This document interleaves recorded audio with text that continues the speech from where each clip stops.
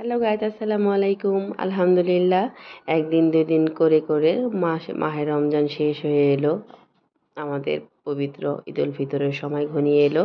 আর সেই সাথে প্রত্যেকটা বাঙালি মানুষ তার নাড়ি টানে বাড়িতে যাবে, এটাই স্বাভাবিক। তো আমরা যেহেতু উত্তরায় থাকি, গুছিয়ে নিলাম সকলের জন্য, নিজেদের সামর্থ্য অনুযায়ী শপিং করেছি বন্ধুরা। আর এই যে ব্যাগ হলো 4টা, 2 ছেলের 2 ব্যাগ আর আমাদের ব্যাগ। তো আলহামদুলিল্লাহ সকলের জন্য কিনতে পারলে অনেক বেশি ভালো লাগে। আর মেয়েদের বাসা ছেড়ে যাওয়ার সময় কি পরিমাণ যে দায়িত্ব, ট্যাপ ছাড়া আছে কিনা, বাথরুমের ট্যাপ ছাড়া আছে কিনা, কিচেনের ট্যাপ ছাড়া আছে কিনা, বাসা বাড়ি সব ক্লিন করে যেতে হয়, কারণ আসার পরেই তো আরও হাজারো কাজের অজুহাত থাকে, বিভিন্ন কাজ থাকে। তো আমি একদম ভোরবেলায় উঠে গিয়েছিলাম, যাওয়ার জন্য রেডি হচ্ছিলাম। এই যে প্রত্যেকটা বাসার জিনিস আবার চেক করে সুন্দর করে যেতে হলো, কারণ প্রত্যেকটা বাসার জিনিস চেক করে না গেলে যদি একটা ট্যাপ খালি থাকে, মানে ছাড়া থাকে, তাহলে তো উপায় নেই বন্ধুরা, 10 দিন থাকবো। তো আমরা আমাদের বাসা সাভার, শ্বশুরবাড়ির সবাই ওখানেই থাকা হয়।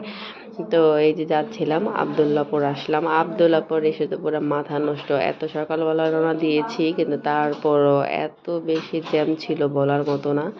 একটা গাড়িও পাচ্ছিলাম না, যেহেতু আমাদের উবারে করে আসার কথা ছিল। পরে কোনো রকম একটা সিএনজি পেলাম, তারপর সিএনজি দিয়ে আসছিলাম।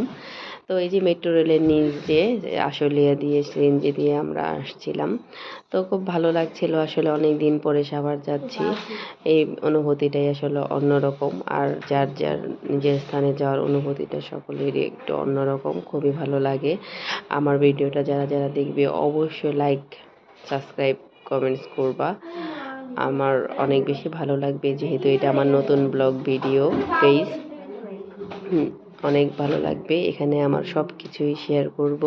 তো এই সাভার যাওয়ার পথে লোকেশনগুলো কিন্তু অনেক সুন্দর, দেখতে অনেক ভালো লাগে। এটা হচ্ছে ঝিলমিল প্রজেক্ট। এই প্রজেক্টটি কিন্তু দূর থেকে দেখতে অনেকটাই সুন্দর লাগে, আমার কিন্তু খুবই ভালো লাগে।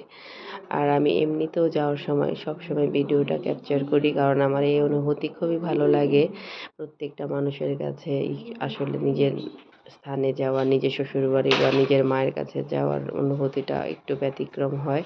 আমারও এরকম। তো আমার শ্বশুরবাড়িতে আমার শ্বশুর শাশুড়ি, যা আর যার 2টা মেয়ে আছে, তারা আমাকে অনেক বেশি ভালোবাসে, সবাই আমাকে মা বলে ডাকে। আমার খুবই ভালো লাগে এই অনুভূতিটা, আসলে আমি ব্যক্ত করে বোঝাতে পারবো না কতটা ভালো লাগে।